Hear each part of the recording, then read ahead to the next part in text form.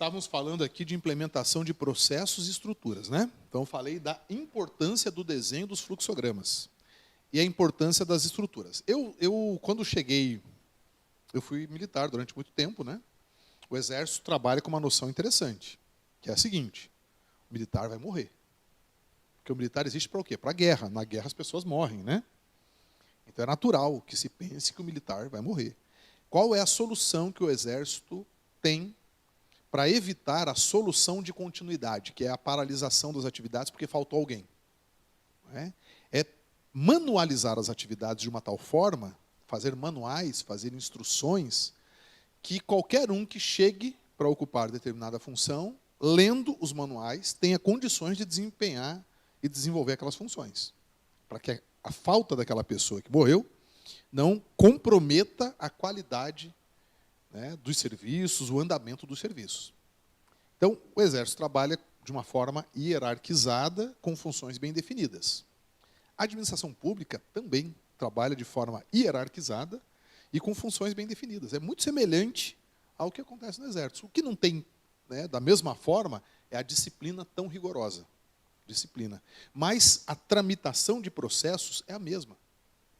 Então, uma das coisas assim, que eu vejo que é fundamental a gente ter é, nessa estruturação do órgão, as funções que vão desempenhar determinadas atividades. Porque nós falamos em cargos e falamos em funções, né? O que é o cargo? O cargo é aquele lugar que eu ocupo dentro da administração, ao qual estão atribuídas determinadas atividades. Tem algumas atribuições. A função é o que eu desempenho no meu dia a dia, né? Então, eu tenho o cargo e uma função. É assim que funciona, né?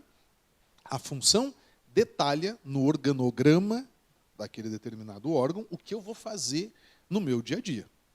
Só que eu tenho que ter uma função também bem definida. Então, as atribuições do meu cargo têm que estar bem definidas e serem compatíveis com aquilo que eu preciso desenvolver.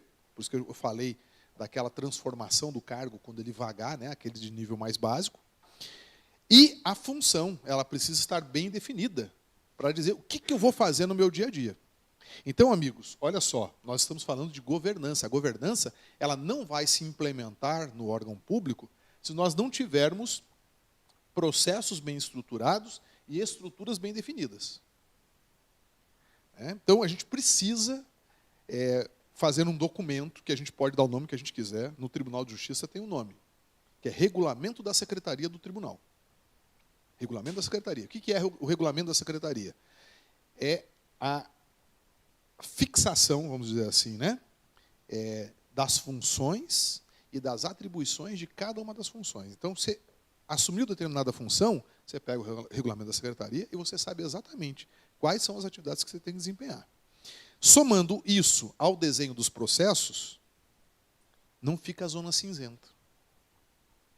Então, pessoal, vocês que estão aqui, ó, vocês, meus amigos que estão aqui, pessoal que está em casa, vocês são os auxiliares da alta administração do órgão, para quando voltar para lá, mostrar isso aqui para a alta administração do órgão e dizer, olha, nós precisamos fazer um documento dizendo quais são as funções a serem desempenhadas e quais são as atribuições que estão vinculadas a cada uma das funções, para a gente ter as responsabilidades bem definidas.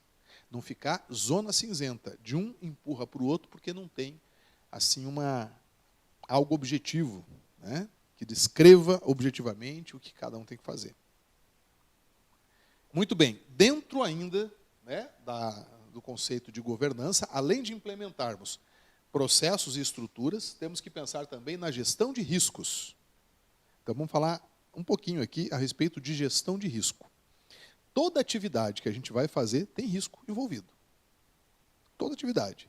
Precisamos comprar alguma coisa. No nosso planejamento, a gente planeja, né? Vamos fazer isso no técnico preliminar aqui, o termo de referência ali, para termos a licitação acontecendo em tal mês.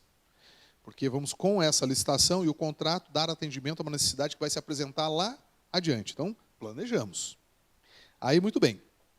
Aí estamos ali tramitando o termo de referência.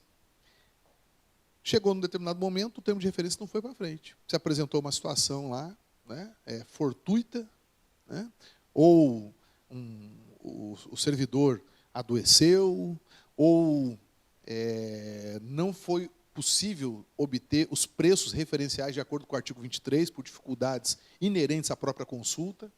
Então, um risco de atraso com o edital. Existe esse risco? Existe. Existe esse risco. E a gente precisa fazer o quê? Gerir riscos. Como? Nos antevendo, nos antecipando, ou melhor, antevendo os riscos e nos antecipando aos riscos. Então, nós temos planos de escape. Caso aconteça isso, faremos da seguinte forma. Caso aconteça aquilo, faremos da outra forma. Então, é uma forma de gestão de risco. Gestão de risco a gente faz não só em relação à tramitação interna dos processos. A gente faz também gestão de risco dos próprios contratos. É possível nós termos alguma situação que apresente risco para o contrato? O que vocês acham? Não só risco em relação ao tempo de execução do contrato, mas também risco financeiro para o contrato, de onerar o contrato além do valor do contrato. Há esse risco na execução de um contrato? Há a possibilidade? Consegue imaginar alguma situação, Lidiane? De um risco para o contrato? Que possa encarecê-lo? Exatamente. A pandemia trouxe alterações supervenientes, porque mudou o preço. Digamos que você tinha lá seringa cotada a um determinado valor, antes da pandemia, registro de preços, aquilo vigiando por todo um ano. Entrou a pandemia, começou a ser necessário usar seringa daqui a pouco, ou máscara, né? Até um exemplo melhor, né? De repente o preço estava aqui, um risco, né, de oneração superveniente, que acontece depois do contrato. Né? Outro risco, vai fazer uma obra pública. Né? Aí dá uma semana, 3 semanas, que nem essa que a gente está tendo aqui em Curitiba. Chuva, meu amigo, chuva. Pá, pá, pá, pá, pá. Aí o solo, tinha sido feita uma prospecção que determinava, né, uma determinada fundação. Ficou todo mole, todo mexido, e a fundação já não está mais suportando aquela construção. Por quê? Por causa da quantidade de chuva.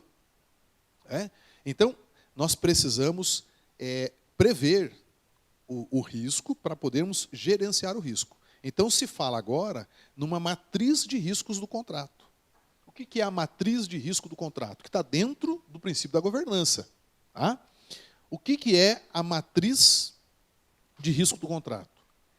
É um mapa que nós fazemos de situações hipotéticas, futuras, eventuais, imagináveis, né? Temos que ser criativos nesse momento, olhando para o nosso contrato e imaginando situações que possam advir. Para quê? Para nós estabelecermos a responsabilidade por debelar aquela situação, caso ela aconteça.